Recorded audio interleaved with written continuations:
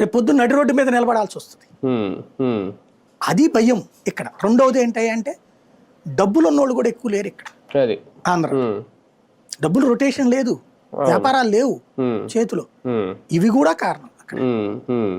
జగన్ అధికారంలో లేకపోయినా ఆయన హవా గానీ ఆయన ఎఫెక్ట్ గానీ కనిపిస్తుంది అనుకోవచ్చా ఈ టెండర్ల ప్రక్రియ చూసినప్పుడు?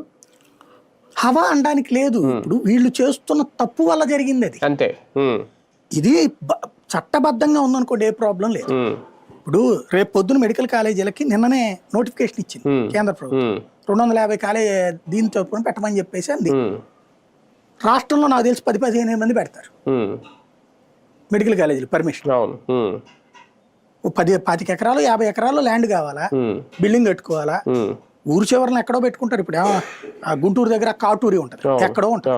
మా బెదవాడ దగ్గర అదేది సిద్ధార్థ, అది పిన్నమనేని సిద్ధార్థ ఊరు చివరిని ఎక్కడో గన్నవరం వెళ్ళే దగ్గరలో ఉంటుంది. అంటే అట్లాగా ఊరు చివరిని పట్టేస్తారు. ఏ పల్లెటూళ్ళలోనూ 50 ఎకరాలు అంటే చుట్టుపక్కల పొలాల్లో అందరూ 10 లక్షలు 15 లక్షలు తీసుకుని ఇచ్చేస్తారు.